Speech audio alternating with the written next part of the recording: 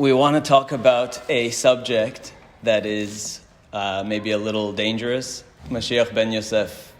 Something, an idea that probably everyone's heard of, at least in passing. Here and there you hear about this idea of Mashiach ben Yosef.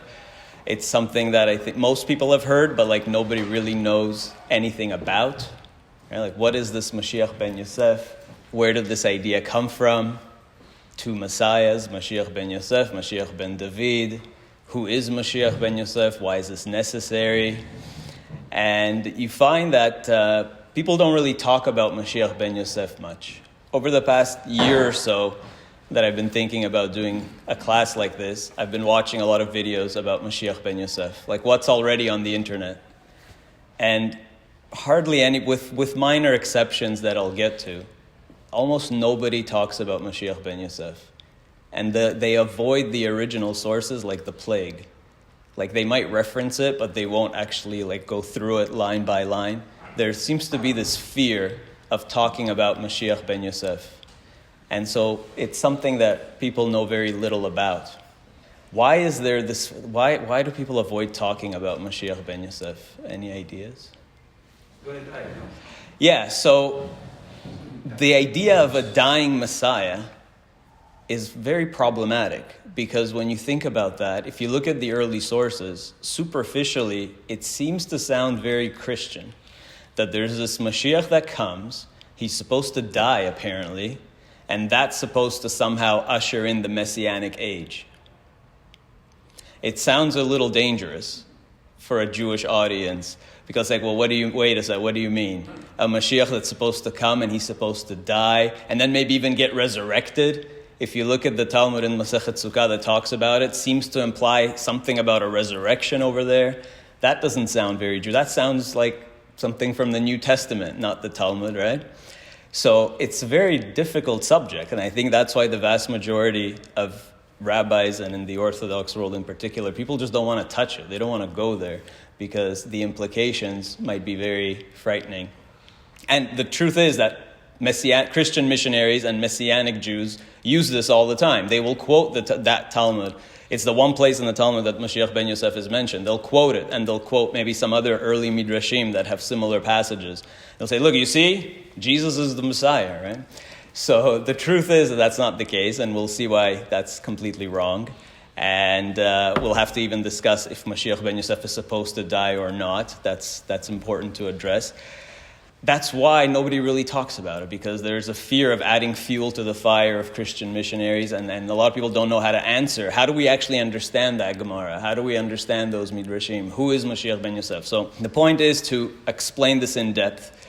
One, because you have to know, as the Mishnah says, Dama shetashiv le'apikoros. You have to know how to answer the heretics. You have to know how to address these kinds of issues. Even if you don't like Mashiach talk. There's two kinds of people out there. There's people who like talking about Mashiach, and there's people who don't. So even if you don't like the Mashiach talk, still it's important information to know because there's all these messianic movements and cults and missionaries out there. So you have to know how to answer their claims.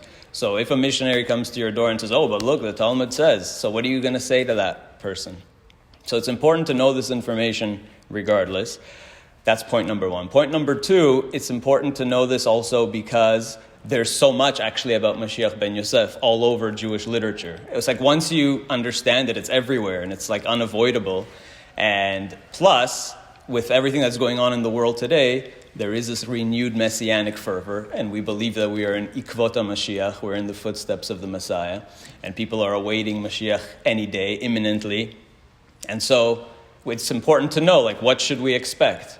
So there's several good reasons to talk about this idea of Mashiach ben Yosef and to really flesh it out fully. There's two things to keep in mind as we do this. Number one, we said that Mashiach ben Yosef could sometimes superficially in Jewish sources sound Christian. So it's important to remember one thing. It's not that the Mashiach ben Yosef idea might sound Christian. It's that Christian ideas sometimes are Jewish. Because remember, Christianity came out of Judaism. So Christianity was devised by a group of Jews living in Judea 2,000 years ago, worshiping a Jewish guy as a god. So you would expect Christianity to be full of Jewish ideas, naturally. Jesus was Jewish, all his disciples were Jewish, Paul was Jewish. Although if you ask the Hamas supporters today, Jesus was, of course, a Palestinian living under Israeli occupation, the eternal Israeli occupation of Palestine. Everybody else understands that Jesus was a Jew living in Judea, and so were all of his disciples, and so was Paul and everybody else. So it's not that there are things in Judaism that sound Christian. It's precisely the opposite. It's that there are things in Christianity that sound Jewish because they adopted our ideas based on our sources, our scriptures, the Midrash, all the early sources, and then put it together into their own, whatever, this new religion, and twisted it to fit their needs. So that's point number one. And point number two, it's really important to emphasize, of course, that Mashiach has not come. Okay, so that's obvious, because the way that Tanakh, the scriptures, the prophets describe the messianic age or the coming of Mashiach, none of that has happened yet. Right? Whether it's no more war, nations will beat their swords into plowshares. We have plenty of war today and plenty of weaponry, and that hasn't happened. There's no world peace. There's no prosperity. We don't have all the Jewish world living in Israel. We don't have all of that, whatever. All the prophecies that are mentioned about what should happen when Mashiach comes, none of that has happened yet, and we'll see more of those prophets. We'll see why it's so obvious that Mashiach has not yet come. That goes without saying, but it has to be emphasized to remember that we're talking about a future event and not something in the past. Okay, so nothing from this should be twisted and taken out of context to support some ancient person who has already passed away for various groups who claim their particular guy is the Messiah. That was a long introduction. Let's get into it. We know the basics. Mashiach ben Yosef is this warrior Messiah. He's sometimes called the warrior Messiah. He's supposed to come and fight in the battle, the final apocalyptic war of Gog and Magog, right? And apparently he's supposed to die in the process. That part people have heard. And that somehow paves the way for Mashiach ben David to come and then finish the whole process and reestablish the Davidic dynasty and all of that. That's the general story that we've heard. That Mashiach ben Yosef shows up in this great war, dies in the process of fighting a particular adversary, and then at some point later, Mashiach ben David comes. Okay, now, the Arizal said something that you've probably heard as well. It's in many Sidurim. The Arizal said that, he doesn't have to die. And in fact, you should pray, you should have a kavanah in your prayers that Mashiach ben Yosef won't die. And you do that in the Amidah. So the Arizal taught that in the Amidah, when we say the blessing for Jerusalem, right, there's 19 blessings in the Amidah. You say it 3 times a day, the blessing about the rebuilding of Jerusalem. When we pray for the rebuilding of Jerusalem, it says, Tishkon betoch Yerushalayim ircha, kasher dibarta, v'chised David avdecha, right? Kised David avdecha, the throne of David, me'era betochat achin. So we're asking God to return his presence to Jerusalem, and the Kised David, to the throne of David, to reestablish the throne of David, right? That's how the blessing begins, the Bonei Yerushalayim blessing. And the Arizal said, so his main disciple, Rav Chaim Vital, writes in Pri Etz Chaim, Shar Amidah, he says, so Tishkon, when you get to that blessing, Bemilat v'Kised David avdecha, when you get to that phrase, the throne of David, Hizhir lanu morizal, so our master, the Arizal, warned us or cautioned us, me'od, beyom echad, one day, she'alachnu al tziun shmaya ve'aftalion. One day they were visiting the graves of all the tzaddikim in the north of Israel, and which they did often, and they were visiting the gravesite of Shmaya and Aftalion, these great sages that were before Hillel and Shammai. So they were praying there, Beitpalalnu sham veichpil sham lanu lomar, and he emphasized to us and repeated to us to bring this point across, shenaskir bechol tefila v'tefila, that every time we pray the Amidah, lechaven b'milat David avdecha, when you are thinking about this, the throne of David, sheichye Mashiach ben Yosef velo yamut, that you should have a kavanah, you should have an intention that Mashiach ben Yosef should live and not die. And he gives a source for that in the Zohar. And Rav Chaim Vital says, "Velo hevinu dvarav," and we didn't understand what he was talking about. Okay, and he says, "V'Hashem yodeh nistarot." God knows all these secrets. We have no idea what he was talking about, and what happened after that. The Arizal didn't have time to really explain it to them. Shemet mori hasid, He died actually shortly after. So one of the last things that the Arizal revealed before he passed away was this kavanah, that you should pray that Mashiach ben Yosef should live and not die in the final battle at the end of days. Okay. And where did he get it from? The Arizal just told him this, V'zeh sod chaim sha'al mimcha. This is the secret of the verse in Psalms. In Psalm 21, there's a verse that says, chaim sha'al mimcha, that he asked you for life, natata lo orech yamim, and you gave him life, you gave him many days, long days. So the Arizal says that verse in Psalms, when King David says he asked you for life and you gave it to him, that's talking about Mashiach ben Yosef. Okay. Now, this is the big part that a lot of people tend to miss. Okay. 200 years later, the Vilna Gaon came, and the Vilna Gaon said, our prayers worked. Mashiach ben Yosef is not going to die. There's no need for Mashiach ben Yosef to die. We're good. Okay, so don't worry. He's not going to die. Remember, all negative prophecies don't have to come true. They're given as though anything bad that God decrees doesn't have to come about. It's like a warning. Like the story of Jonah. God told Jonah, go to Nineveh and prophesy, right? And warn them. And if they repent, then the decree will be averted. And if they don't repent, then that prophecy will be fulfilled, right? So same thing here.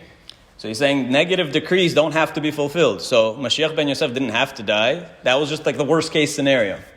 And now he's not going to die. Everything's good. And what is it based on? The Vilna Gaon didn't just say it out of thin air. It's actually based on a Zohar. The Zohar says that Mashiach ben Yosef doesn't have to die, and it's based on an exposition of Psalm 118. Again, going to Psalms, we can see all the sources in Tanakh that speak about Mashiach ben Yosef. Psalm 118 is actually, the whole psalm is about Mashiach ben Yosef. We read it during Hallel, so on Pesach next week, when you're reading Hallel, just pay attention to this psalm, and you're going to see every verse in that psalm is going to remind you of this class, because you're going to see how every verse is actually talking about Mashiach ben Yosef. And over there, verse 17 in Psalm 118, it says, and you guys know this verse, you've said it a million times. What does it say? Good. Lo amut ki echyeh. I shall not die. I will live. Right? Ve'asaper ma'aseyah. I'm going to live on to go and teach the words of God. Who is this? The Zohar says that's Mashiach ben Yosef. So Mashiach ben Yosef is saying, King David writing prophetically, Mashiach ben Yosef is saying, Lo amut ke'echayeh. I'm not going to die. Don't worry. Everything will be fine. I'm going to live. And I'm going to live on to teach the word of God. And it says over there, another verse in the same psalm says, Yasor yasarani ya, that God will afflict me, yes, I'm going to suffer, but velamavet lo natanani, but I'm not going to die, right? Like God is not going to give me over to death. So based on that, and we'll come back to that Zohar at the end. So based on that, and other places, as we shall see, the Vilna Gaon says that Mashiach ben Yosef doesn't have to die. He's not going to die. Don't worry. So we already have a couple of sources from Tanakh, from Psalms. Mashiach ben Yosef does not need to die. Because he's in a battle, he's at risk, he's in great danger because he's fighting a war, but he's going to live. Okay, great. So what's going to happen instead? So the Vilna Gaon says instead of dying, what will instead happen to Mashiach ben Yosef is that he's going to suffer a certain number of tests and tribulations. Anybody know that number? How many? 999. So instead of dying, he will go through 999 tests and travails and tribulations. Okay. He's got 999 problems, but death ain't one. If you know that song. Okay, so he's going to have 999 problems, but he's not going to die. Okay, so that's what the Vilna Gaon says. Now, where does the Vilna Gaon say all of this in great depth and explains it all? There's a text where this is all said, and it's not written by the Vilna Gaon. It's written brought down as if the Vilna Gaon taught it, and it's a text called Kol Hator. Right, Kol Hator. You've heard of this text? Kol Hator? I brought it up. Yeah, I've brought it up in the past. So Kol Hator is something that was actually first published only in 1947. And it's said to be written by Rabbi Hillel Rivlin of Shklov, who was a disciple of the Vilna Gaon. That's the claim on the cover. So it was written by Hillel Rivlin of Shklov, who lived in the late 1700s, early 1800s, a disciple of the Vilna Gaon. And it's supposed to be all of the Vilna Gaon's teachings about Mashiach ben Yosef. But it was only first published in 1947 by the descendant, who was Rabbi Shlomo Zalman Rivlin. And he published it because of 1947. What's happening in 1947? The state of Israel is about to be proclaimed. And right at the same time, there's the UN vote happening. And then just about a year before the state of Israel is proclaimed, this book appears called Kol Hator, and it's supposed to be from the Vilna Gaon that was passed down in secret. We know that, and I've spoken about this before, that the Vilna Gaon's disciples, they went to Israel. In the early 1800s, Menachem Mendel of Shklov went to Israel with a group of the Vilna Gaon's disciples. They were called Pulshim. So the idea is that they brought these secret texts, and it was passed down in secret from generation to generation, and it was finally published for the first time in 1947. So because it was published in 1947, some people say it's a forgery. And we'll see why in particular later. There's a couple of verses that jump out at you, and you think that's too good to be true. There's no way that the Vilna Gaon actually said this. But we'll get to those later. But even those passages aside, really Kol Hator is just a summary of teachings about Mashiach ben Yosef. And it's based on earlier Zohars and Arizals. So actually most of it is nothing new. It's just bringing what we already know. So in any case, it's a good collection, even without the controversial passages. It's just a good summary of earlier sources about Mashiach ben Yosef. So it's probably like one of the main books that goes specifically about Mashiach ben Yosef. And I don't think it's a forgery. It's definitely clearly fits with the Vilna Gaon's teachings and Hashkafa. And maybe there are some passages that might seem out of place, but aside from that, it could be that it was edited over the years, for sure. People added things, but the core of it is kosher and fine and is based on earlier sources anyways. So that's Kol Hator. That's what we want to get to, because Kol Hator actually outlines the 4 phases of Mashiach ben Yosef and what that has to do with the world now, like the stages for Israel, for all of Israel. So we want to get to that. And it's consistent with the Vilna Gaon because we know that the Vilna Gaon believed himself to be Mashiach ben Yosef. Okay, so you might have heard that before. The Vilna Gaon thought he was the potential Mashiach ben Yosef of his generation, and he thought that somebody else was Mashiach ben David, the Ramchal. The Vilna Gaon believed Ramchal was Mashiach. The Ramchal would have been Mashiach ben David, and they were roughly the same age. But the thing is that the Ramchal died very young. So the first part of their life overlapped. But the Ramchal died very young, and the Vilna Gaon famously said, and I'm sure you've heard this, that had the Ramchal still been alive, the Vilna Gaon would walk all the way to Amsterdam. From Vilna, from Lithuania, he would have walked all the way to Amsterdam just to meet him. That's a statement you hear all the time, but what you don't hear is the footnote on that. The idea was that together they could bring about the messianic age, that he would be Mashiach ben Yosef and the Ramchal would be Mashiach ben David, and together they would be able to bring Geula. But if you know the Ramchal's story, as great as he was, and today he's standard reading in most yeshivas, or he wrote Mesilat Yesharim and all of this Derech Hashem, and his books are today standard in Orthodox homes, and he has a lot of much more deeper mystical literature. He has a good book on the redemption called Ma'amar HaGeula, which also goes into the phases of the redemption. But the thing is that he never had a moment of peace and quiet, because the authorities were always after him. He kept getting expelled from everywhere he lived. They didn't want him to teach. They were like banning him from all the shuls. They were burning his books. They were going to excommunicate him. And finally he moved to Israel and he died in a plague when he was around age 40. So he never had a chance to shine. And he was a very fascinating figure. But, the authorities were always after him, branded him a heretic. And, you learn from that sometimes our own leaders destroy our chances of Geulah. The authorities feel threatened by a new message. And the truth is, throughout Jewish history, all of the greatest minds were all excommunicated. The Rambam was hated, and his books were burned. Rav Natan Adler, who we talked about before. The Alter Rebbe, of course, the Vilna Gaon excommunicated the Alter Rebbe, the founder of Chabad.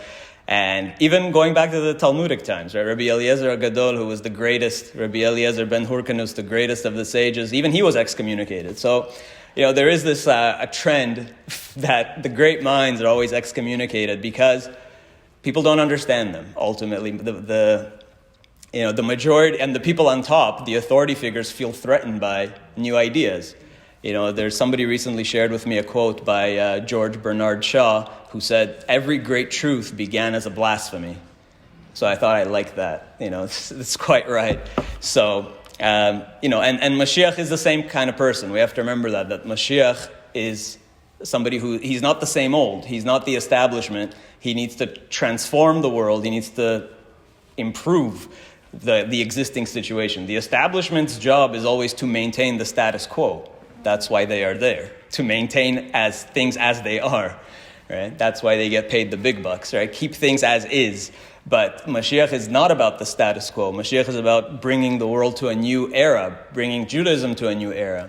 So it's totally opposed to what the authorities stand for. So Mashiach, by definition, is a revolutionary. And the Talmud says, it's throughout Jewish texts, throughout Midrash, Talmud, everywhere, Mashiach is always described as somebody who is out of the box, who is opposed to the mainstream. The Talmud calls him a leper. Remember this in Sanhedrin? He's called Chivara Devei Rebbe. He is the leper scholar. He is like a leper that nobody wants him in. He's excluded. He's sitting outside the city. He's out by the gates out of the gates of the city. So he's cast away by the authorities, right? He's the leper. That's what he's called, the leper scholar. What it means that he's a leper, maybe we'll talk about another time, because there's no leprosy anymore. But like a leper, he is excommunicated. He is cast away from the city. He's undesirable, right? And actually, the same psalm. Remember, I said Psalm 118. From now on, every time you read Hallel, you're going to think Mashiach ben Yosef. Psalm 118 says the same thing. What do we say in Psalm 118? Even ma'asu abonim hayta lerosh pina. What does that mean? The stone that the builders despised became the cornerstone. Even ma'asu abonim hayta lerosh pina. So the stone that everybody was kicking around and didn't want in their building now is the cornerstone of the building that's holding the whole thing together. Even ma'asu abonim hayta lerosh pina. So it's the same thing. Remember, this is Mashiach ben Yosef singing Psalm 118. Same idea. And the Midrash says this as well, that Mashiach ben Yosef does his own thing. The Midrash even says that Mashiach ben Yosef finds God on his own. Not just Mashiach ben Yosef, Mashiach in general. Mashiach finds God on his own. It says Bamidbar Rabbah, there's 4 people who found God on their own. That they didn't go to Jewish school. They didn't have a Rebbe. 4 people. Who are they? Avraham. Avraham sheikir me'atzmo. That doesn't use rabbinic figures. But Rabbi Akiva had Rebbes. He went to Jewish school. Well, he was 40, but he went to Jewish school. Yeah, but then he had to go to school. So Avraham sheikir me'atzmo le'akadosh baruch hu ve'lo haya adam shelimed oto. So Avraham had to find God on his own. There was nobody back then who could teach him. Ve'zeu echad me'arba'a bnei adam sheme'atzmam hikiru le'akadosh baruch hu. And there's 4 people who on their own find God. Iyov ikir me'atzmo le'akadosh baruch hu. Job. And there's a verse to prove it from Job himself.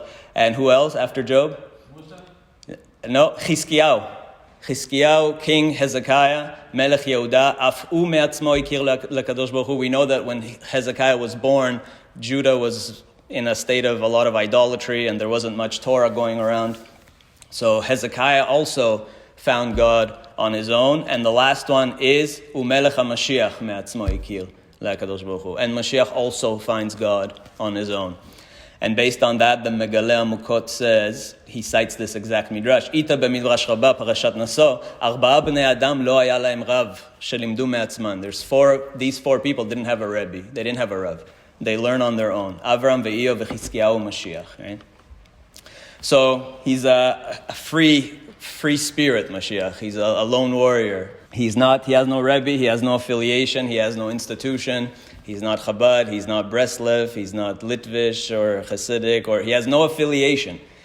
And he can't have an affiliation because that excludes everybody else. If Mashiach is Chabad, well, what about everybody? That makes everybody else seem wrong. If he's Breslev, well, then Chabadnikim feel like they've been left out. So it has to be a unifying figure that everybody can accept as their own. So he can't be any one particular type of Jew. He's non-denominational, post-denominational maybe. So he belongs to everybody. So it's not some establishment figure. He's not like a yeshivish guy. He's not somebody in the box. That's the idea. So he doesn't come from a long line of rabbis, which automatically disqualifies a lot of people. Pretty much everybody who claim to be. Anyway, so the Vilna Gaon believed, that was the Ramchal. The Ramchal was unfortunately, the messianic potential there was crushed. And the Vilna Gaon also could have been Mashiach ben Yosef, and it didn't happen. And in fact, in Kol Hator, it gives a whole list of people who could have been Mashiach ben Yosef.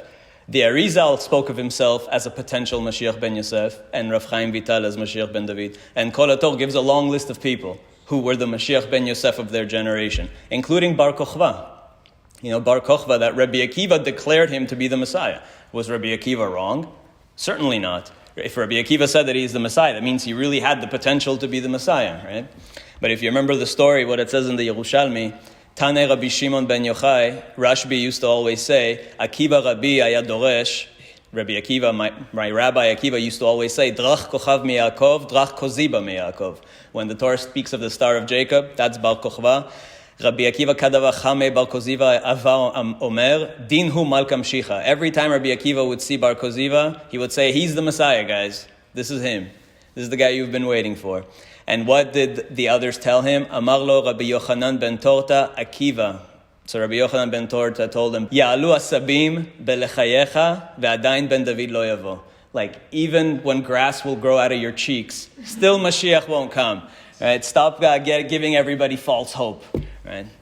So Rabbi Akiva was trying to get everybody into that messianic consciousness, Mashiach consciousness to bring Geulah, but other rabbis were saying, no, forget about it. You know, there's always that problem of certain authorities trying to squash the potential for Mashiach, and it didn't happen with Bar Kochva, although he got the closest. Out of all the people who claimed to be Mashiach throughout the centuries, by far the closest was Bar Kochva, because he actually did fight the Romans, and he actually defeated them temporarily before they came back with half their legions and crushed it. He cleared the Temple Mount, started rebuilding the temple, reestablished some kind of independent Jewish government, started minting coins. So he was the closest out of everybody who ever claimed to be Mashiach. Bar Kochva was actually the closest. So Kol Hator gives a list of all the people, and you can look over there. Now, Kol Hator says that there are 4 stages to Mashiach ben Yosef. So this is what really the point was, to understand these 4 stages. That's the focus. Next time we'll do the Talmud. We'll leave that for part 2. I want to do this first, because this is affecting world events. This is what's happening now. We're all looking at what's going on in the world, the state of Israel, Iran, missiles, war, how do we connect it to what's going on? So this is the important part, the 4 stages of the Mashiach ben Yosef process, according to Kol Hator.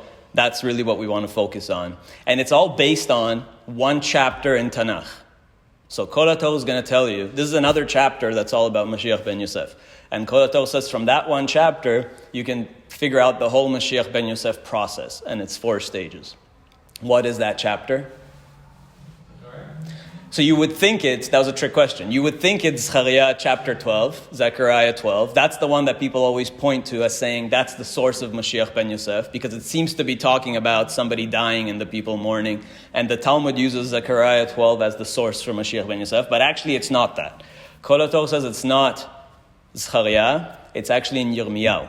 It's Jeremiah chapter 31. Jeremiah 31. So we want to explore that line by line. Okay, this is the source for Mashiach ben Yosef, for the stages of Mashiach ben Yosef. Now, if you look at Jeremiah chapter 31, it doesn't seem to say anything about Mashiach. It doesn't even mention Mashiach. It doesn't say anything about Mashiach there. But it is there, but under another title. Okay, because there's one name that's used for Mashiach ben Yosef throughout. Mashiach ben David is called David, or something like that. Always, there's a few names that are used for Mashiach ben David, often just David. But there's a different name that's always used for Mashiach ben Yosef.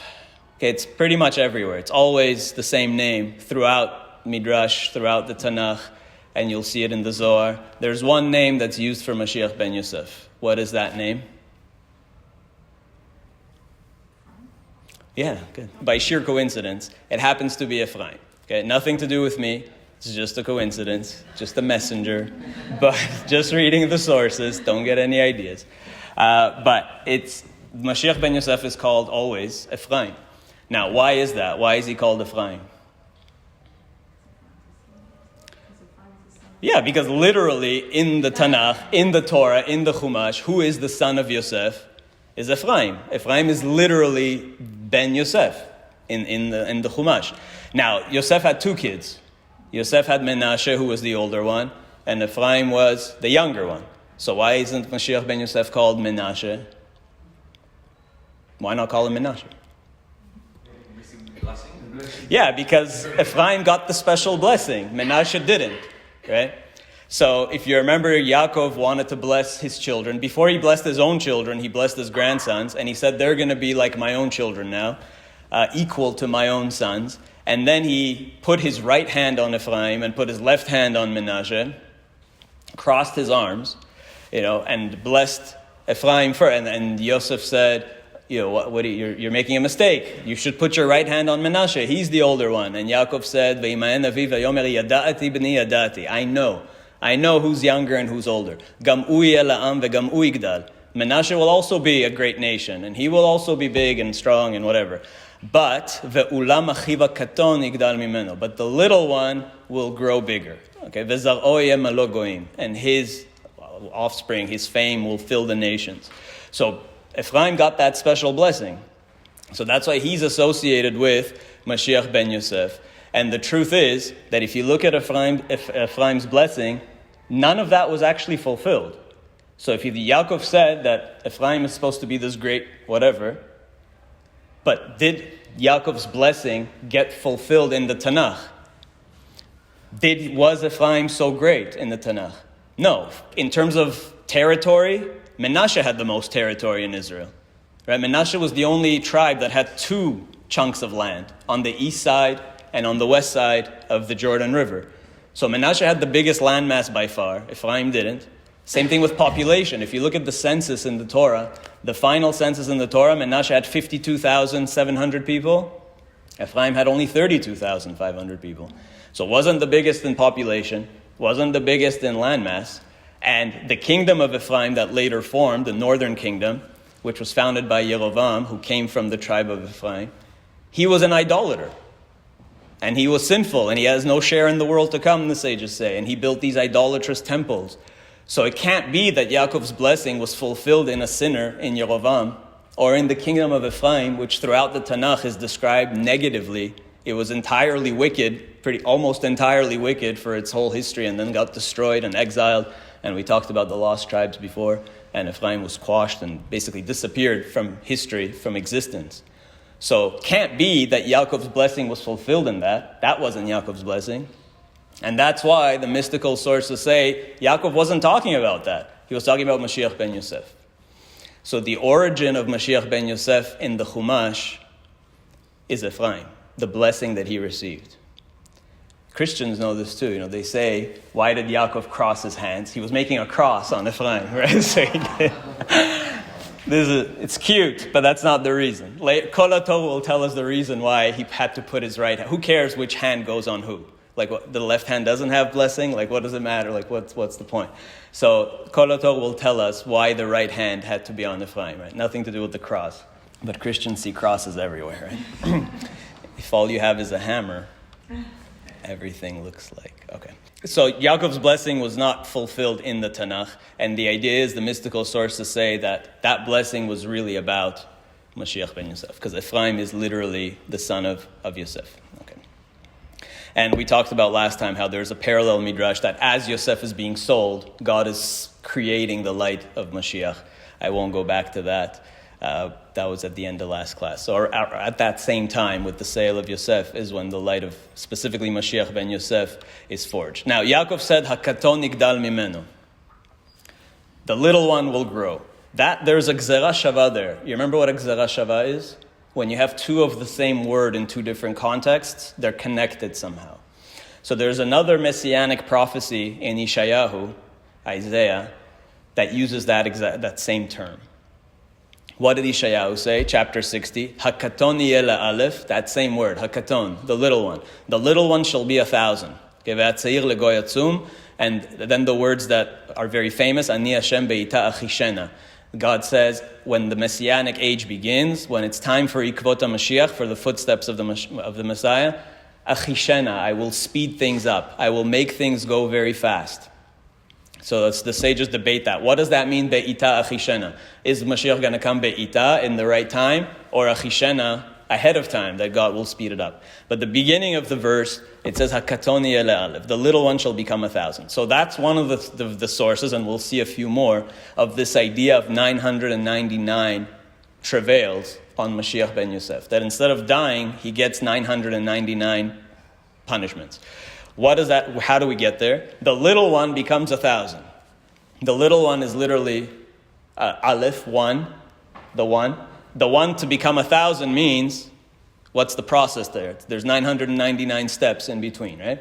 To go from 1 to 1,000, if the little one becomes 1,000, the one becomes 1,000, you have 999 steps in between. So those are the 999 steps in the messianic process. Remember, the letter aleph, in Hebrew, the letter aleph means both 1 and 1,000. Aleph is the first letter in Gematria, and aleph is also the last letter in Gematria. It's 1,000. Elef literally means 1,000. So the one becomes 1,000. Isaiah is really talking about this like symbolic of the letter aleph. The littlest letter will become the biggest one. So the little aleph becomes 1,000. So that's a process of 999 steps. And that brings us back to Kol Hator. So Kol Hator brings several verses from Tanakh that all allude to 999. Another one is Hosea. Hosea, the prophet, who's a contemporary of Isaiah. What does he say? This is the term, you've heard the term birth pangs of the Messiah, the Chevlei Mashiach, like the birth pangs, the contractions of Mashiach. Where does that come from? It comes from Hosea. Hosea says, Eten lecha melech be'api, God says, I will give you a king in my anger, ve'ekach be'evrati, and in my wrath I will take him back. I'll give you a king and I'll take him back. And then it says, Tzarur avon Ephraim. The sin of Ephraim is bound within him. Tzfuna chatato. That sin is, he's full of sin. This is talking about who? At the time, it's talking about the northern kingdom of Ephraim, which was very sinful. And God says, I'm going to punish you and I'm going to exile you. And so here it says, Chevlei yoleda yavou lo. Right, that God will send Chevlei Yoledah. The birth pangs will come on the northern kingdom of Ephraim. It's really talking about that contemporary event in the time of Hosea. And Ephraim also is generally a name for, all the Jewish people are called Ephraim. You know, there's 70 names of the Jewish people. You've heard of this idea? The Jewish people are called 70 names. There's 70 names for God, 70 names for Jerusalem, 70 names for Israel, 70 names for the land of Israel, and 70 names for the people of Israel. The Baal HaTurim lists them all. I have them here, I'm not going to read them all. But he lists them in alphabetical order. There's Eshet Neorim, Elei Tzedek, Alufim, Achim, Ahuvim, Ishim, Ephraim, Adirim, Atzilim, Egoz, Ayuma, Aguda. These are all terms. There's 70 names for the people of Israel. So Ephraim also represents everybody, like Yehuda. Like Yehuda represents all of the Jewish people, Ephraim also, and Israel. All these names are names for all the people. So God is saying, I will bring the birth pangs upon the people, and that's kind of like what we're going through now, the birth pangs that the Jewish people are suffering in the world. And he says, so Hevlei Yoledah yavou lo, u ben lo chacham, he's an unwise, a son that is not wise. And then God says, I'm going to bring them to the cusp of death, and then miyad she'ol efdem, mimavet egalem. I will bring them to the doorstep of Sheol, of the underworld, but I will save them from death. So that's another source for two things. Number one is the Jewish people who are suffering right now, as we are, these birth pangs of the Messiah, Chevlei Yoledah. It's going to get really bad. It's going to get worse before it gets better. We see it getting worse and worse every day. It gets really bad. God says, I'm going to bring you to the brink of Sheol, but I will then save you. That's what Hosea says. And these birth pangs, so Kol Hator is saying, these birth pangs, these are the 999 birth pangs that the Jewish people go through together. And Mashiach ben Yosef being the embodiment of that. And this idea, if you read this both as speaking about the nation and about the person. And if you think about the idea of what does that mean, that tzarur avon Ephraim, that the sins are bound or all around this person, bound around Mashiach ben Yosef, what does that mean? Why does Mashiach has to be surrounded by sin? The fallen sparks, the There's this idea, and I'm sure you've heard, I've mentioned this before, you've for sure heard it. There's this idea of, if you look at Mashiach's lineage, it's all full of like corrupt, strange, bizarre acts. Going back all the way to Lot and his affair, whatever it was with his daughters, that his daughters seduced him, and that produced Moab. And from Moab came Ruth, who is the great-grandmother of King David. So there's that, this disgusting incestuous union. There's Yehuda and Tamar. Tamar was his daughter-in-law, dressed up as a prostitute, and then was with Yehuda. That brought forth Peretz and Zerach. Peretz is a great-grandfather of King David. So you got the prostitution there. And another weird thing, you have David and Bathsheba, that we talked about in depth. Adultery, seemingly. It's like everybody in the line of Mashiach is like full of inappropriate even Yaakov and Leah, because Leah is also, David is from Yehuda, from Leah. That's also, both of them, the Torah doesn't allow you to marry two sisters. Yaakov married Rachel and Leah. It's a clear prohibition in the Torah. You're not allowed to marry two sisters. Plus he was tricked into it. It's like the whole thing, like the whole lineage of Mashiach is corrupt. Even with David, if you know the story, I won't get into it now, with Yishai and Nitzevet, his wife, there was a whole story that they broke up at one point, they got divorced, whatever. So it's like the whole lineage of Mashiach is like corrupt and surrounded by sin. Is it to treat the Satan?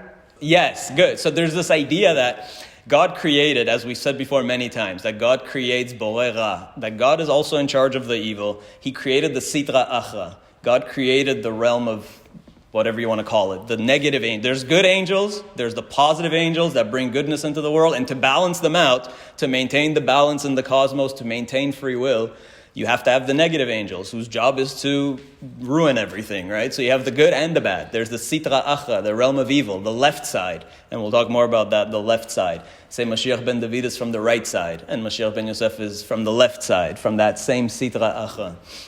And so to cover up, what happens is if you have too much light in a particular place, too much goodness, it's like a magnet for the bad angels. They want to come there and they want to ruin it, right? That's their job. That's what God programmed them to do. If there's too much goodness somewhere, they're going to go there. And vice versa. If there's a lot of bad somewhere, that's going to attract the good angels to go and try to fix it over there. So the idea is, and this is something that the Arizal said, and a lot of mystical texts say this, that the soul of Mashiach has to be bound in sin. It has to be surrounded, tzarur avon. It has to be covered up in sins so that those negative angels, so that the sitra achra doesn't destroy him. Because they're going to be so attracted to that light that they will want to destroy it constantly. And so what will happen is, before he's even able to grow up, he's going to be killed. Or something will happen to him that will render him incapable of being Mashiach. So he has to grow up first. Once he's an adult, he can be a Baal Tshuva, and then when he's at that point, he can be ready to face, the Sitra Achra and the villains and so on. So that's the idea. That's really what it means, that Mashiach has to be surrounded by sin. Okay, he has to be covered up in a bundle of sin. Not that he himself is a sinner, but that he has to be bundled up in sin, so that the Sitra Achra doesn't destroy him. And that explains the earlier Midrash, that he has no Rebbe. Mashiach finds God on his own. It all comes together. He has to be a Baal Tshuva, because otherwise the Sitra Achra would never let Mashiach come into the world. Okay, make sense? And again, we have another source here that Mashiach ben Yosef does not have to die, because Hosea is saying, Miyad she'ol efdem, mimavet egalem. I will save them, or save him from death. He doesn't have to die. There's no dying Messiah. Nobody died for your sins. So that's Hosea as the source of the birth pangs of the Messiah. And the Vilna Gaon says there's 999, and he brings various other proofs for why there's 999. And one of the verses is right before Jeremiah 31. It's Jeremiah chapter 30, verse 7. And you've heard this as well. Ve'et tzara hi leYaakov. Et tzara hi leYaakov. It's a time of distress for the house of Jacob, like it is for us now. It's a great time of distress for the Jewish people. Et tzara hi leYaakov. The Vilna Gaon says, what is the gematria of that phrase? There's a lot of gematria in Kol Hator. The gematria of that phrase is 999. Okay, so Et Tzarahi LeYaakov, Ve'et Tzarahi LeYaakov is 999. And that's another allusion to the 999 birth pangs that we all suffer collectively as a people, and that Mashiach suffers, Mashiach ben Yosef. Let's go through Jeremiah 31 quickly, and then we'll finish off with the 4 stages, and then we'll leave the rest for next time. So, Jeremiah 31 is amazing because we've lived this history over the past 100 years. Okay, it's describing history as we've seen it in the past century. It begins like this: Ba'et ha'ih na'um Hashem ehiyeh le'elohim lechol mishpachot Yisrael vehem hayu li la'am. So God is saying, at that time, in the end of days, I will be the God for all the Jewish people, right? All the families of Israel will be, I will be their God, they will be my people. Ko amar Hashem, matzah chen bamidbar am sridei charev. It says, God found his people sridei charev, survivors of the sword, after a terrible catastrophe. They've been persecuted for a long time. They've been attacked, pogroms, Inquisition, Holocaust, expulsion. And what did he do? Haloch lehargio Israel, and God came to calm us down, right? Lehargio. You guys are finally going to have your sufferings ending. Merachok Hashem nirali ve'avat olam avtich al ken meshachtich chesed. So God is saying, I have an eternal love for you. God is going to give us his grace again, and he's going to take us back home to our ancestral homeland that he promised us. Od evnech v'nivnet betulat Israel. So you, the virgin of Israel, the maiden of Israel, are going to come back to your homeland. Od ta'adi tupaich v'yatzata bimchol mesachakim, and you will come back to dance and to be happy and play your drums and dances in Israel. Od titich ramim be'arei Shomron. You will come back to the mountains of Shomron, to the hills of Shomron, and plant your vineyards. So today you can go and get your vineyards, your kosher wine from Shomron. There's plenty, thank God, and it's good, and it's not lo mevushal, and you can have all the best wine from Israel, award-winning wine from Harei Shomron. Every time you drink that wine, you are living prophecy. You have to remember that. Personally, I make sure for the 4 cups of wine on Pesach, I have wine specifically from here, from Shomron and Yehuda. That's lo mevushal, that was made by Jews in Israel, in our ancestral homeland. So that's my personal thing. I encourage you to also take that up, because I think it's a great way to actually live the redemption. You're living prophecy every time you have a cup of wine from Shomron. Jeremiah is saying a day will come when you will go back to the Holy Land. You're going to plant your vineyards again, and you're going to be making your wine again. And Ki yesh yom karu, and this is beautiful. I love this verse because it says Ki yesh yom karu Notzrim. A day will come when the Notzrim, and we have to figure out who's that. That Notzrim will, what will they do? Karu Notzrim behar Ephraim. That the Christians will come to, Notzrim means Christians, right, in modern Hebrew, will come to Har Ephraim, which is that land, what some people would call the West Bank. Kumu v'na'alet Zion el Hashem Eloheinu. The Notzrim are going to come and say, come, let's go together and go up to the mountain of God. Now, this needs a little explanation, because Notzrim, the term for Christians, comes from right here. This is why Christians are called Notzrim. But obviously, when Jeremiah wrote this 2,600 years ago, there were no Christians. So obviously, the Notzrim that he's talking about, at least on the surface level, were not Christians. Now, the truth is that Notzri is really strange. Why did Notzri become the term for Christian? So you would think the classic explanation is, well, because Jesus was from Nazareth, so Natzeret, so they are Notzrim. But that doesn't make sense. That's not grammatically correct. Because somebody who's from, let's say, Efrat, what do you call them? You call them Ephrati. You don't say Ephri. That doesn't make any sense. If you're from Efrat, you're an Ephrati, right? If you're from whatever, anything that ends with a taf, Eilat, you're an Eilati. You're not an Eili, right? So if you're from Natzeret, you're a Natzerti. You're not a Notzri. That's not grammatically correct. So really, the term Notzrim doesn't actually have anything to do with Natzeret. And Natzeret isn't mentioned in Tanakh because it didn't exist in the first temple era. It's a later town that was established in the second temple. So it can't really be the source for it. It's strange. So it's really interesting, where did the term Notzri come from, and I've looked at various explanations. Some people say that it comes from Isaiah 11, which describes Mashiach, and says, "Yatsa achoter migeza yishai v'netzer mishorashav v'ifreh." That like a branch will come forth, and this branch is Mashiach. That word netzer, they say that's where Notzri come from. That doesn't make sense either, because why would you, a branch? Like what? It's such a random word. I looked at the only other places that Notzrim are used in the Tanakh, and it's all negative. It's all in a list of idolatry. So every time in Kings, where it talks about Notzrim, it actually uses it in a bad way. They built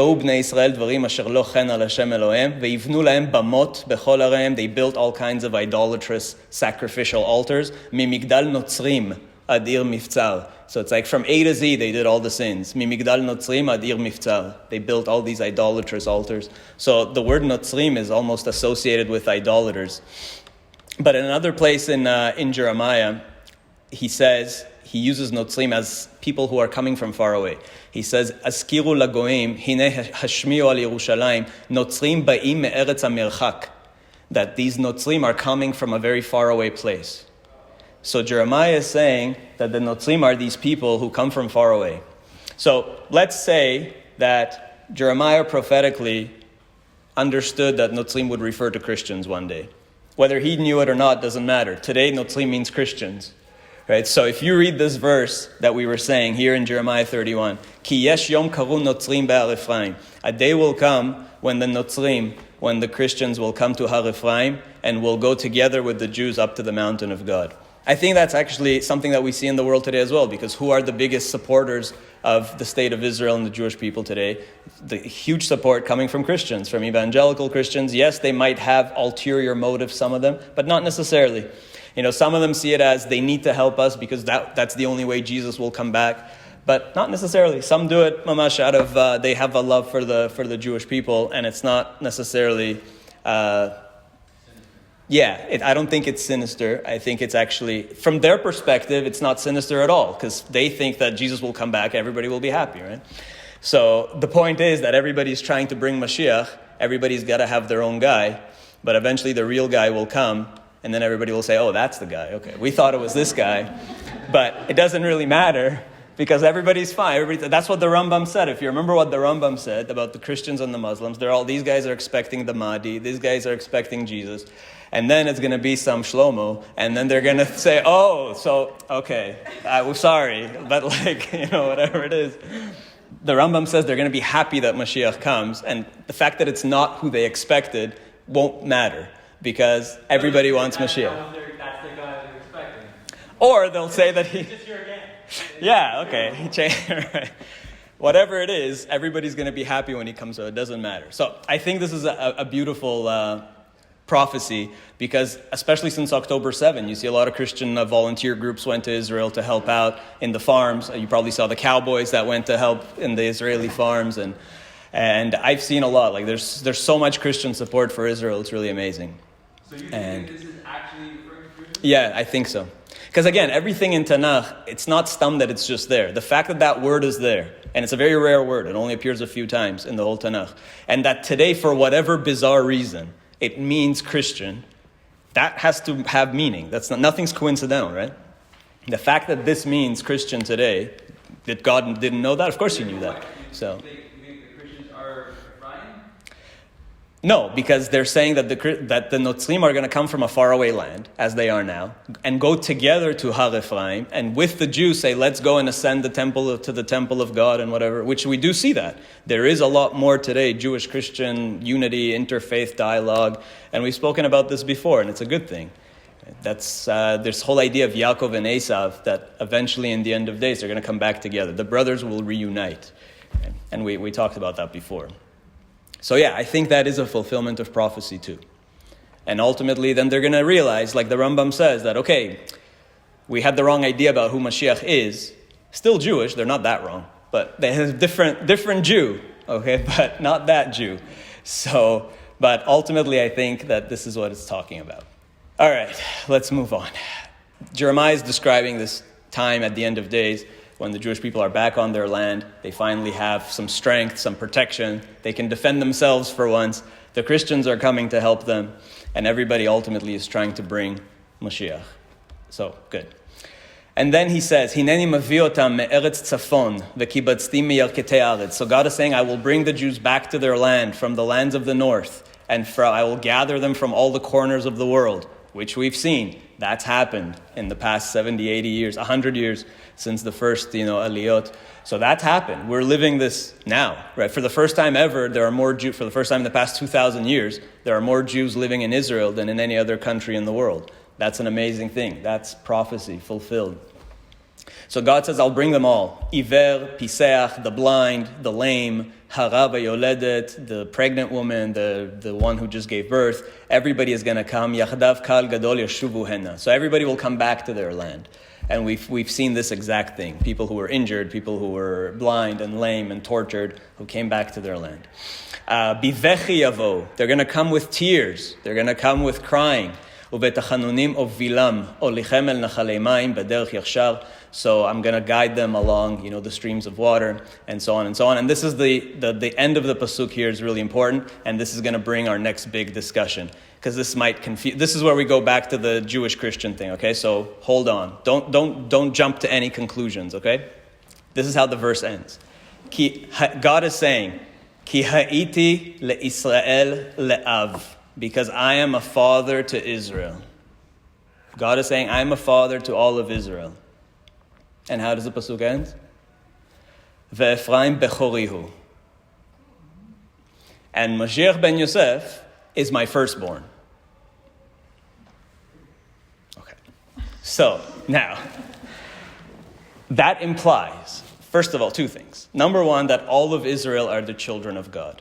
That's something that's clear throughout the Tanakh, right? It says it in the Chumash itself, Banim atem le'Hashem Elohechem. All the Jewish people are children of God. That's important to understand. So this is something that Christians took way off track and misunderstood, that Jesus is the Son of God. That whole idea was a total misunderstanding of all the Jewish people are described as sons of God. God says, you are all Banim atem le'Hashem. All of Israel are sons of God. So the fact that Jesus is called the Son of God, so what? We're all sons of God. That's not so. But when Christianity started to spread outside of Israel, among the pagans and among non-Jewish peoples, and Paul started missionizing and spreading it everywhere, so those people said, "Oh, Jesus is the Son of God." And they saw that literally, because who were they? They were Romans and Greeks who believed in all kinds of demigods like Hercules and Achilles, whose dad was Zeus and whose mom was a human woman.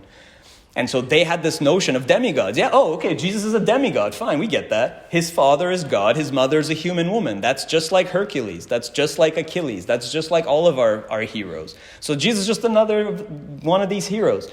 And that's how this whole Son of God, Jesus as like a literal Son of God, which is obviously absurd and ridiculous, that God would literally impregnate a woman, a human woman, which is bizarre. But where did that come from? Because it's totally in line with Greco-Roman pagan mythical beliefs.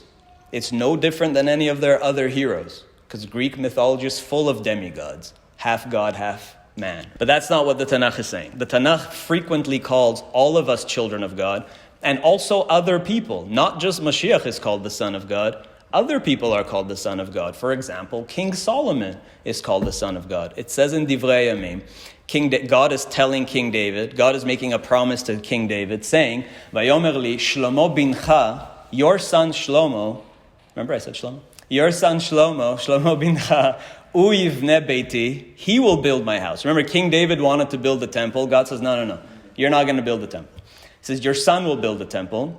Ki bacharti bo, because I chose him, bacharti bo li laben, because he's going to be my son. V'ani elo le'av, and I will be his father. This is talking about King Solomon. So God is also saying King Solomon is my son. The idea is that I chose him, right? That's what son means. We're all sons of God, and God is saying, I specifically chose King Solomon to be my son. So you have to keep that in mind. Again, this is something really important to have if you're going to be speaking to missionaries or messianic Jews or whoever, right? Son of God is not what you think it means, right? And in Psalm 2, this is said explicitly about Mashiach. So Christians will cite Psalm 2 all the time. And Psalm 2 does start by talking about Gog uMagog and Mashiach. And it says, Lama ragshu goim uleomim yergu rik. Why are all the nations coming against? Who are they coming against? All the nations of the kings of the world come together. Veroznim nosdu yachad al Hashem ve'al Meshicho. They're coming against God and against God's anointed one. So all the nations of the world are coming against God and against the Messiah. And then what does he say? Esapra el chok Hashem. Amar elai, so God is said to me, B'ni ata, you are my son, ani ayom yelediticha. You are my son, I gave birth to you. So that motif of being the son of God is said about various people. It's in Psalms, it's said about King Solomon, it's said about Mashiach, and it's said about all the Jewish people. So the fact that you see son of God, don't be frightened by that term. Okay, so remember what we were saying of Christians taking Jewish concepts and transforming them into something that's not their intended meaning. Okay, so we're not scared that Mashiach ben Yosef is called the Son of God.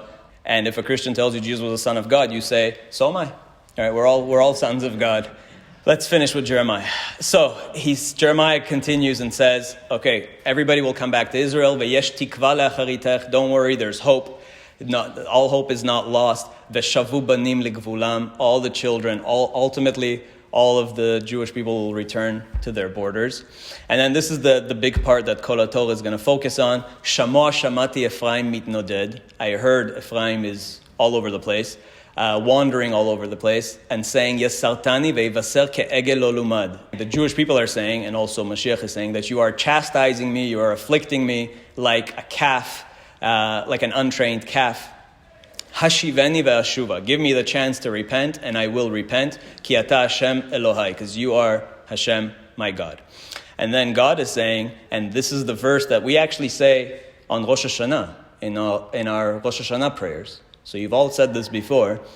Haben yakir li Ephraim. Okay, my favorite child is Ephraim.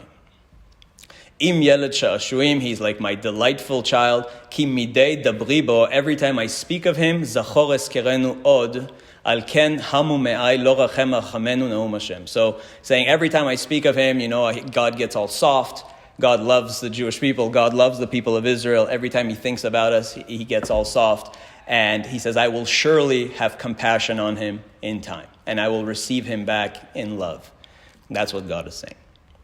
So that's, again, talking about the entire Jewish people who are beloved by God. And finally, just to finish Jeremiah, and then we go to Kol Hator, God says at the end, Natati torati bekirbam, I will give my Torah, download it right into your bodies. Okay, ve'al libam echtavena. God will write the Torah into our hearts. He will inscribe the Torah into our hearts.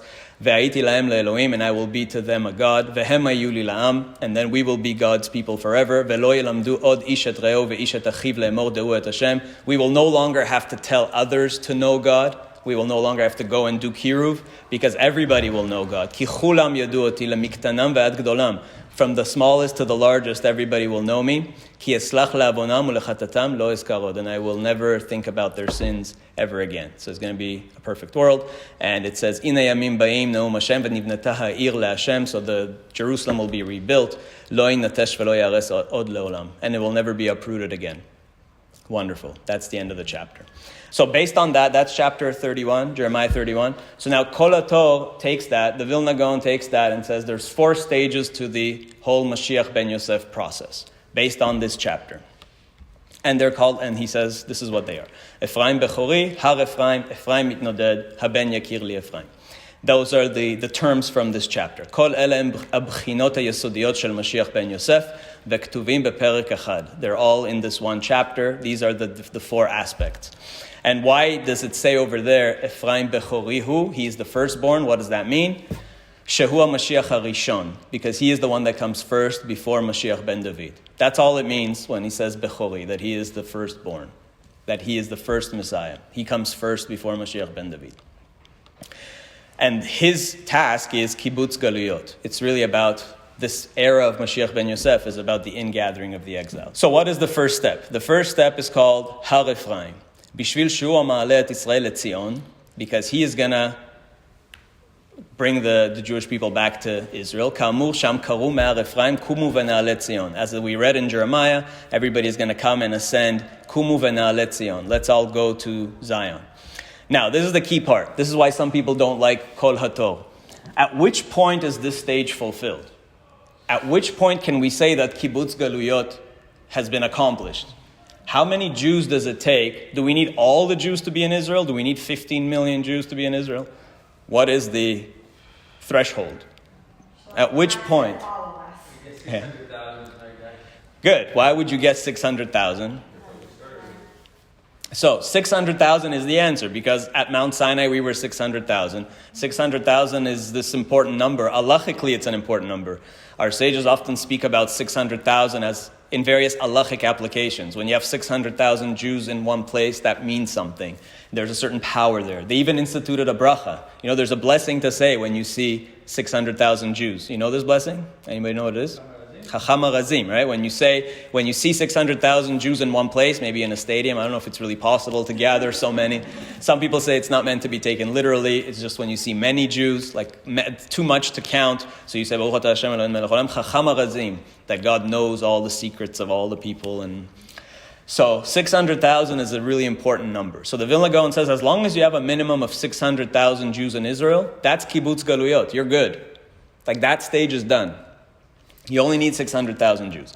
So why is this statement in Kol Hator controversial? Because how many Jews were living in Israel in 1947? 600,000. There were 630,000 people in Israel when the state of Israel was declared. There were 630,000 Jews living in Israel.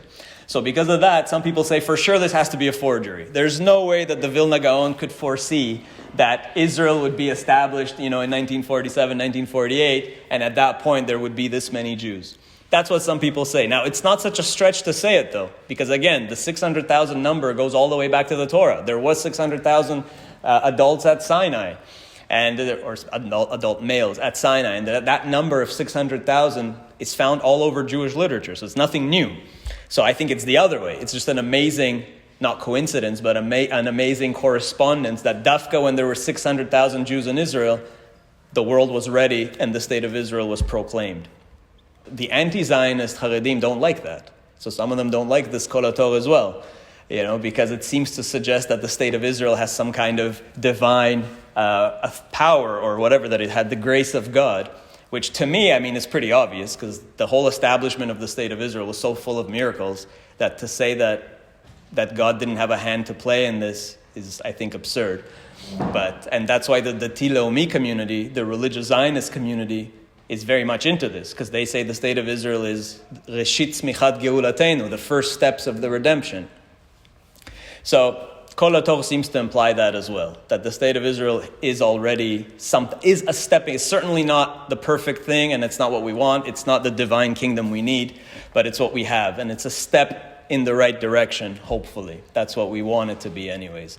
So the Vilna Gaon said you need 600,000 Jews. That's what we had. So step one really is already fulfilled, because we already have that quantity of Jews living in Israel. That's how many you need. And keep in mind, this isn't supposed to happen overnight. This is supposed to happen over a long period of time.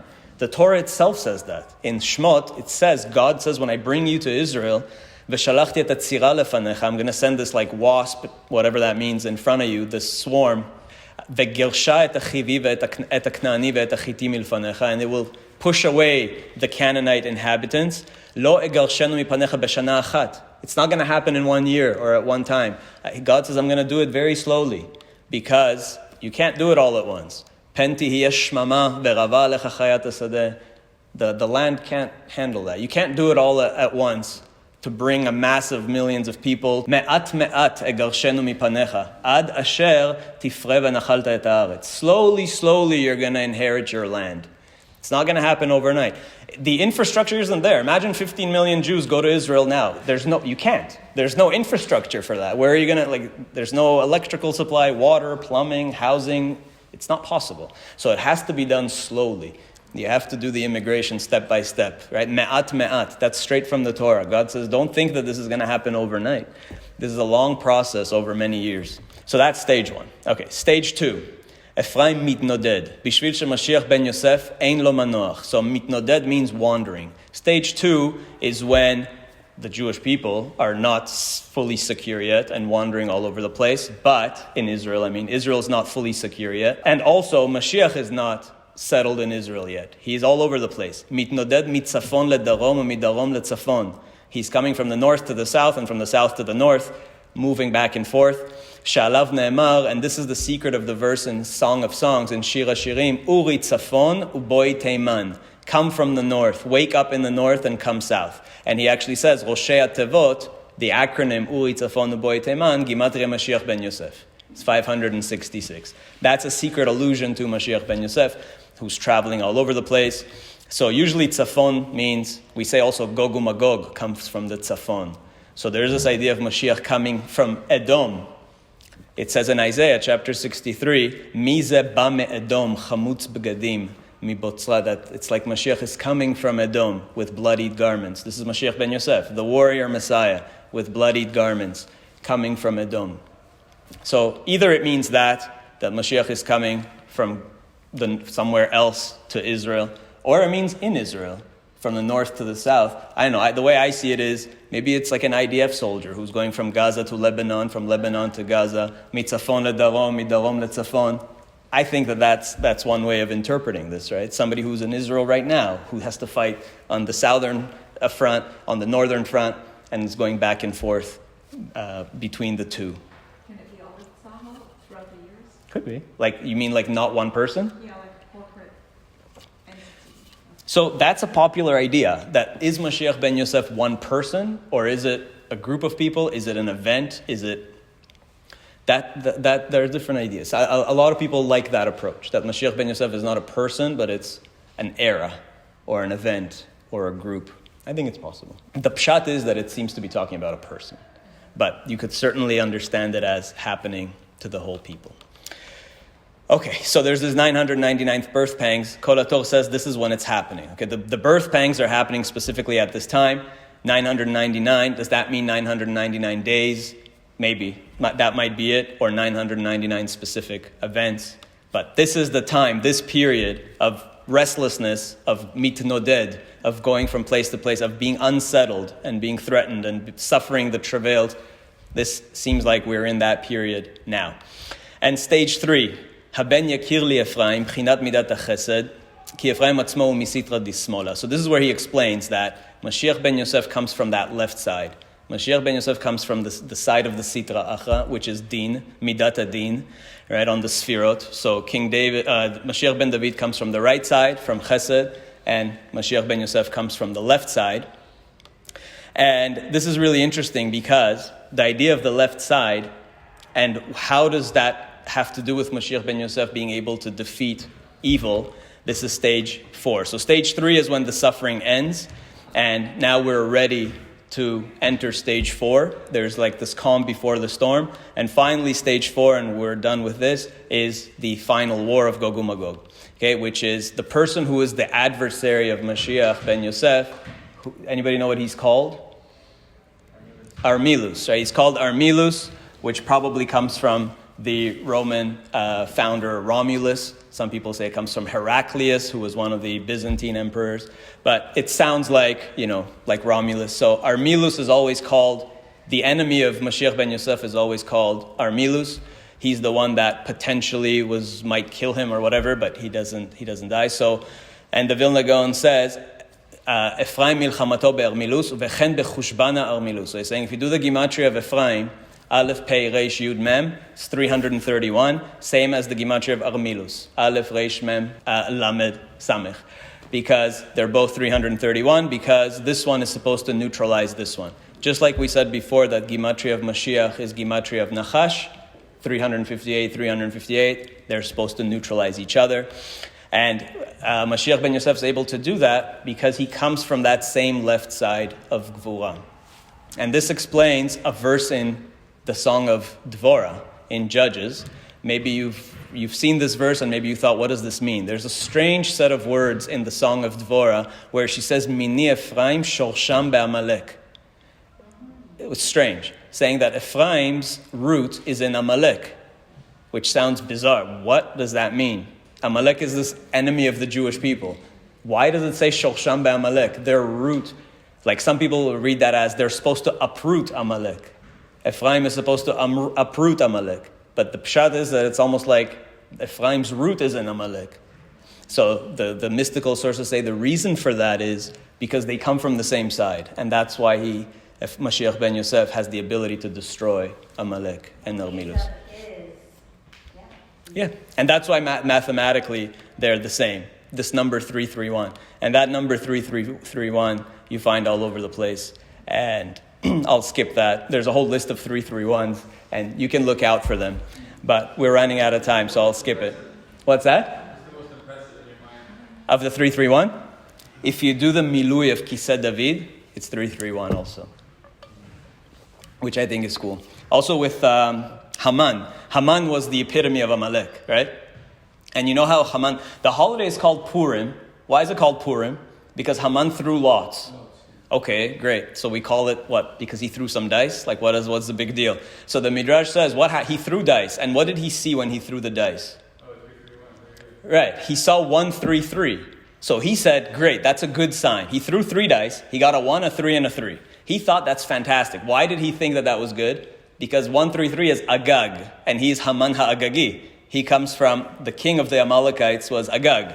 So Haman, who was superstitious, said, great, 133 is a good sign, I'm going to win. But what he didn't realize is the dice were actually backwards. It's 331, not 1-3. And 331 is Ephraim, Shorsham Ba'amalek. Ephraim uproots Amalek. So he didn't realize that the dice are actually a sign that he will be uprooted by 331. It's not the 133, it's the 331.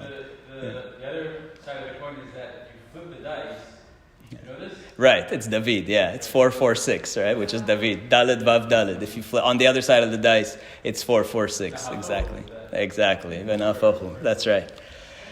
So there's that as well. There's many 3-3. And you see 3-3-1 everywhere. Magen David is 3-3-1, right? It's three triangles, and a hexagon. A menorah is 3-3-1. There's 3 branches and 3 branches in one. Like that pattern of 3-3-1 is all over the place. And you'll see the gematria everywhere if you're looking out for it. Okay, let's finish.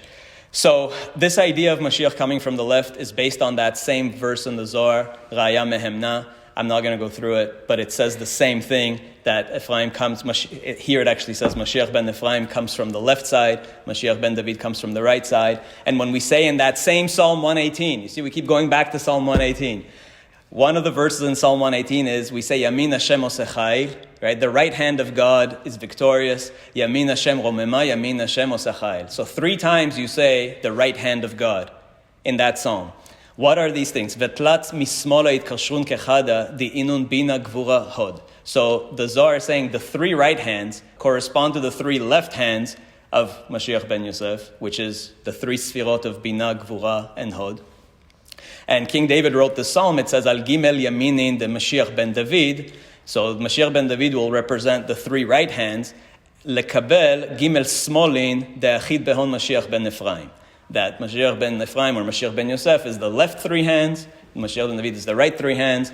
And they come together. And here is where the Zohar is saying that Mashiach ben Yosef will not die. Because he's saying, yes, Gvura, Din represents judgment, and he should die, but because he's also connected to Bina is the root of life, so he will not die, because he's actually connected on the left side. Life also comes from that same left side. And that's the meaning of the Zohar says, Lo amut ki achayeh, misitra dismola. I'm going to survive, I'm not going to die, I'm going to live because I'm connected to that left side. Begin Mashiach ben Ephraim, it says, the svilat kama minei yesurin, he will suffer various travails, but lo yamut, but he will not die. Okay, that's what the Zohar is saying. Okay, that's the 4 stages. Let's summarize. So we've already lived through, as you see in Jeremiah 31, we already have kibbutz galuyot. We already have the minimum number of people in Israel. We already have the vineyards in Shomron, right? We have the military, we have the superpower, we have all of that, right? And we have the suffering, unfortunately. So we're like right at the cusp of the end. We're in these like 999 steps, and we're almost at the end, and the final point is coming, and then it's done, and we're there. And I like to think of the 600,000, to me I think 600,000 is the minimum for perhaps a certain mass consciousness. When enough people believe in something, it's like quantum physics, right? It's like the observer effect. It's the mind over matter. When enough people believe in something, it materializes. So I think that number, this is just my hypothesis, that magic number is 600,000. Can we get 600,000 Jews to like fully have this emunah And I think that's the magic number. Just like it brought about Israel, the state of Israel, the kibbutz galuyot, that was the number at Mount Sinai. That's the special number that gives you that bracha of Chacham Arazim. That's the secret number. And I think with that, like messianic mass consciousness, we can bring Mashiach now. I think we're there. It's all up to us now. We know that. All the prophecies have been fulfilled. It's all in our hands. We can't. Yeah, ideally. I think ideally. Yes. I think ideally in Israel, that's 600,000. But everywhere, we're all connected. All Kol Yisrael Aravim Zeh B'Zeh. We're all interconnected. All the Jewish people are intertwined. So I think if we have that 600,000, we can do it. Because all the prophecies have already been fulfilled, and it's not all up to us to make it happen. Remember, with Rabbi Akiva, he was going around, like Rashbi said, every day he'd walk outside saying, hey, Bar Kochva is the Messiah. And then other people would say, you again with your Messiah stuff. So if we don't be we shouldn't be that way. We shouldn't quash that. We shouldn't let people quash our hopes. And if we have that consciousness, maybe we'll bring it. So to summarize, and we're done, Mashiach is not, from the beginning, he's somebody who's described like a leper. He's not affiliated with anybody. He's not part of some dynasty or group or institute or whatever. He's not your typical establishment figure. He's an outsider. He's a warrior, physical warrior. Some people like to say their Messiah fulfilled this because he was a spiritual warrior. He fought spiritual battles. No. He has to fight. He has to actually fight. All right. So it has to be, the wars are described in very physical language. So this is not a spiritual war. This is a physical war. And so none of the people who claim to be the Messiah fought in any physical wars. Not Jesus, not Shabtai Tzvi, not Lehavdil, the Lubavitcher Rebbe, who we all love, and Lubavitchers like to say, but he fought all the spiritual wars. He started Tzivot Hashem, the legions of God. Yeah, but that's like a summer camp for kids. That's not a physical, these are not actual legions, all right? So yes, he had 10 campaigns, but these are not military campaigns. So it has to be like actual, we're talking about actual military conflict. And Gog Magog is a war, remember. And again, Psalm 118, I'm going to keep bringing it up, Psalm 118. What does it say? Kol goim sevavuni. All the nations come to fight me. Kol goim sevavuni b'shem Hashem ki amilam. Right? And I will strike them down with the name of God. None of these people fought all the nations of the world. Right? With all due respect, none of these people have fought anybody. They didn't fight the nations of the world. Mashiach ben Yosef has to actually defeat all this international conglomeration of forces, coalition. And we see that now. We have forces from in Israel already. What happened with Iran last week, right? US, UK, France, Jordan, Saudi Arabia, UAE, they were all involved in bringing down these drones and missiles. We know the Russians are there in Syria, they've been there. So all the world's armies are already there. They're ready. And all the prophets talk about a coalition, an international coalition coming to Jerusalem. We saw that with Joel when we talked about the eclipse. The prophet Yoel says they're all going to come to the valley of Yehoshaphat, all a global coalition. And it's not a stretch to think that the United Nations will send a peacekeeping force. Right? The United Nations could tomorrow vote on bringing a peacekeeping force to Israel and stop the war and impose a ceasefire. That could happen. Right? And if the UN sends a collection of soldiers from all over the world, that's this. That's the valley of Yehoshaphat. That's God bringing Kol Goim Sevavuni. The soldiers from all over the world are coming. But with God's name, we will defeat them. So that's that. And then there's the defeat of Armilus. The Mashiach ben Yosef does not have to die. Could it be that it's not a person? Could be a group of people. We'll talk more about that perhaps in part 2 and go into that really dangerous Gemara in Masechet Sukkah that people always try to avoid. But we'll explore that Gemara and some other Midrashim that parallel that, and we'll leave that for next time. Okay, we'll pause here. Thank you very much. Chag Sameach, everybody.